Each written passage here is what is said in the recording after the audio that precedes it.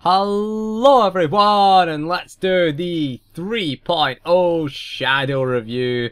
Now, it all started so well, the expansion from the Shadow, from a DPS point of view. We'll cover DPS, we'll cover tank. We're not going to do much into infiltration spec, I should point out, because never really played that. It's more of a PvP spec, so unless you're doing like Revenite Commander's hard mode, where that long range, low slash stun does come in handy in that fight, but otherwise, yeah, it's not really hugely viable. I mean, you're always better off Serenity if you're going PvE. PvP, again, it's pretty decent because you got a bunch of stuns, you got a decent amount of burst damage, but PvE always tends to lose out to Serenity. Again, Revenite Commanders isn't really the only fight, because you want to, if you're doing that in hard mode at least, you want stuns in that fight. You want to stun those ads, especially those death from above merc ads, those bastards that throw out that, and the conal ones, the outlaws. They do fucking major damage in hard mode, so you might want to stun them, and having the range on low slash makes sense. Okay, so it makes sense there from that point of view. But we'll discuss Serenity. Oh, Serenity. Where did it go wrong?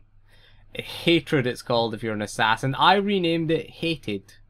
Because, yeah, that's BioWare's attitude. All they did this entire expansion was they made a really cool class, a really cool DPS class, and just ruin it. Every change they made ruined it, okay? Its versatility, ruined. Its flexibility, ruined, okay? It just became another melee class that you didn't want in your raid. You know, raids were dropping melee classes, you know, left, right, and center.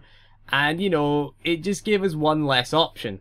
One less option, really. I mean, it's like, okay, shall we raid as a shadow? Nah. Power Tech was the only real viable DPS melee option, really, from now on. I mean, the only real viable, I mean, to an extent, I mean, you needed a Sentinel for Underlurker, really, but it's like melee, if you're a melee DPS and you're looking, and you're getting into raiding guild, it would always be difficult, because raiding guilds were always looking for ranged DPS, and they usually always had their quota of melee. So it was very, very difficult, this expansion, for melee, and that's what made you so mad, because the Shadow had that flexibility. Yes, they did have 30-meter range on their Vanquish and their Force and Balance. However, it did give them that flexibility to at least do some damage at range. You know, it was a nice thing. You could do fights like Bulow hard mode. You know, you could do some damage. You didn't lose as much uptime. You could still reapply your dots at a range. You could apply Force and Balance, and you could apply Vanquish. Obviously, you'd use it instant cast, but you know, at least it was an option that was there. You could do a little bit of range, and you had the most mobility because you had no channeled abilities as melee. All they did was nerf the flexibility, nerf the mobility, and it's almost like they didn't want melee DPS to have mobility, and that's what killed them in this game, is the melee DPS were so limited. Bear in mind, melee are always going to be limited by mobility naturally, okay? They can't stand in front of the boss, for a start, okay? That's usually where the tank goes. So usually they're behind the boss, and they've got like this 180-degree field within a 4 meter radius, which is melee range. They can be up to 10 and use some abilities, but generally they're stuck in a very small area, and you had a lot of AoE going out, and having that flexibility to just move away for a few seconds worked in its favor. It was a loss. It was a DPS loss on bosses when you got that, because you had less uptime. Of course, it limited your uptime. The range limited uptime. At least you weren't doing massive damage, but you were at least contributing to the damage when you had to be away from the boss.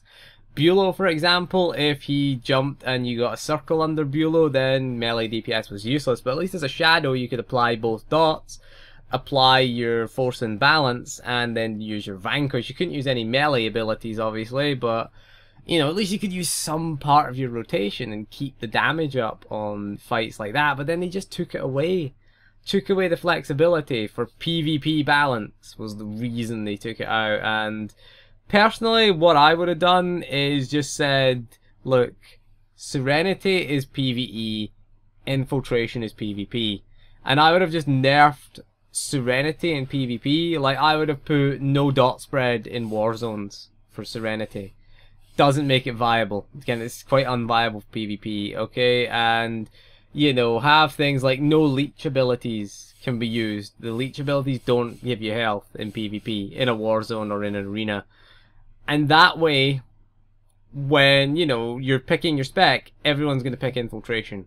Just because it's better. Leave infiltration as it is. But just put those little changes in. Leave the range. Leave everything as it is. And then, you know, just have those changes to the class. And then you could still play it. But then the justification is that the developers could use is, we don't want you to play Serenity in PvP. We want Serenity to be the PvE spec. We want Infiltration to be the PvP spec. And then you can just balance accordingly. It makes it easier to balance with the 2 DPS specs. It's one PvP, one's PvE. You can balance Infiltration around PvP. You can balance Serenity around PvE.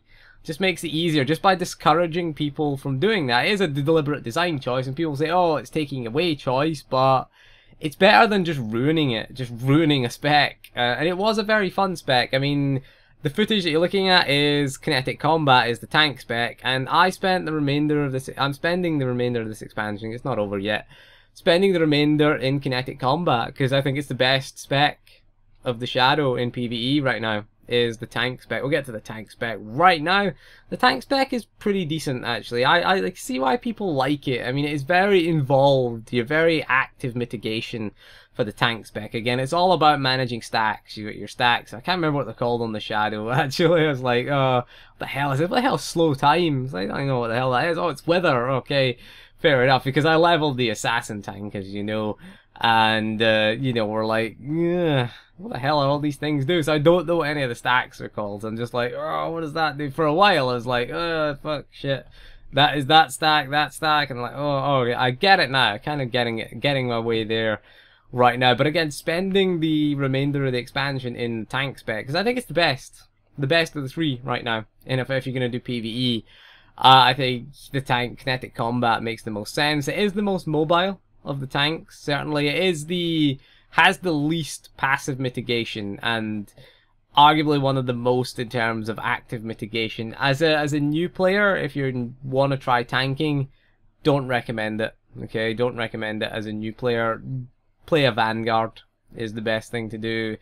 Again, because they just have very little things to manage as a Vanguard. As a Shadow, you're constantly managing stacks. Okay, stacks of whatever, you know, Dark Bulwark stacks. You're managing your Kinetic, what is it? Not Kinetic, yeah, Kinetic Ward. You're managing those stacks.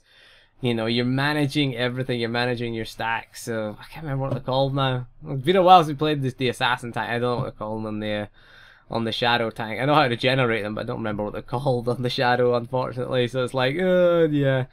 So it's like, I know the rotation anyway, but it is quite a nice little rotation, and people like it because it does a lot of damage. I mean, it's a good spec because, you know, it does a decent amount of damage, has a reasonable amount of survivability. Bear in mind that one of the best things for mitigation in 3.0 is mobility, regardless of your spec, okay, regardless of your role or spec.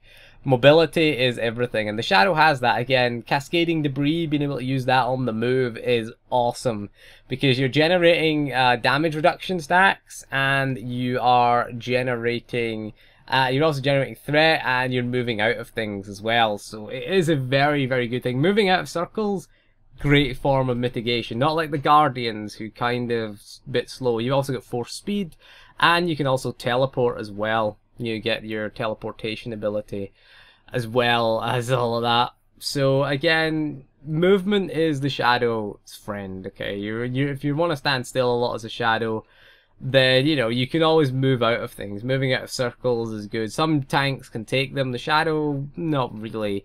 But we do pay the cost of that, and we have to keep an eye on our stacks of things, because if we let them fall off, we lose a lot of mitigation. Okay, we do lose a lot of mitigation, and you can get into trouble with a Shadow tank, but they're pretty rewarding, and I can see why a lot of people really like them, because they're really involved style of gameplay. I mean, the Vanguard is a little bit boring in comparison, but again, if you're starting out, then the Vanguard is what we recommend. Going forward, we are getting Shadow Step, which is going to be cool.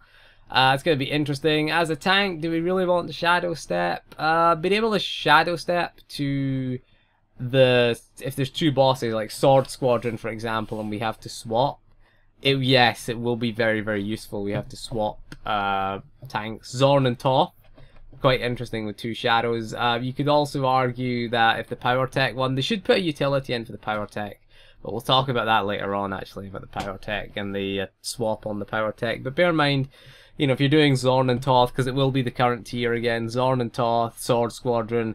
Sword Squadron you don't really need to switch, mind you, but Zorn and Toth you do have to switch boss. So what you will do is you'll just target the other one. If you're tanking Zorn, you target Toth, shadow step to Toth, and there you go. Just start your rotation on Toth without having to run and waste a bit of time. So there you go. Shadow step will be very, very useful. The teleport is, again, the teleport we tend not to use really because it is a nice buff to the healers. Actually provides us a nice little buff for them. You should take it as DPS. Again, if you're the only shadow in the group, it's nice to provide the healers with a little buff. Depending on, you know, for survivability reasons. Again, 3% more healing is good, 5% more healing that the healers will output. So it's a nice little buff that you provide for the healers as a shadow. Shadows, yeah, they are welcome in raids, but you know, it's like if you're a shadow and you're not in a raiding guild, trying to get into a raiding guild as a shadow, as any melee DPS, is always difficult because guilds want range DPS, and you know, because the current tier is just so unbalanced. We're not saying that melee is a no-go, but it's like everybody's rolling ranged now. It tends to be again, so it's like the shadow was considered as a main, and it still is ahead in the poll. Actually, you can click the poll.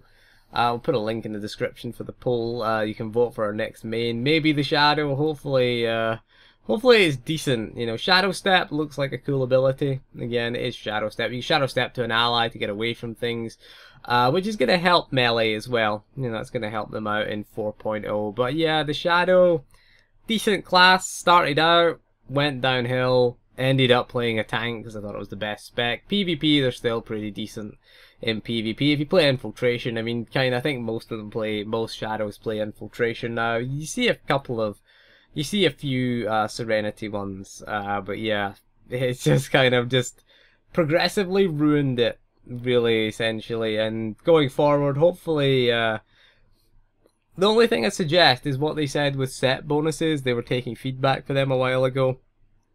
What I would suggest is the 6-piece set bonus should return, for PvE at least, should return the range of Vanquish and Force and Balance to 30 meters.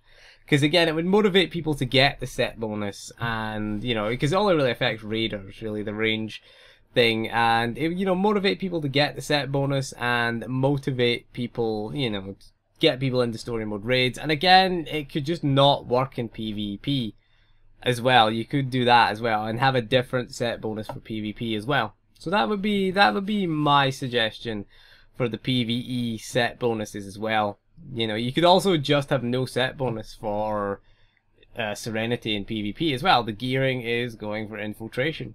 It's either infiltration or kinetic combat, obviously, would be both of them. But again, these are just a few ideas that I have to toss out. But anyway, that is all for this video. Next time we'll take a look at the Sage. Take a look at the big Sage healer, the big OP healer right now. So anyway, that is all for this video. So thank you for joining me, and we'll see you again soon, and goodbye.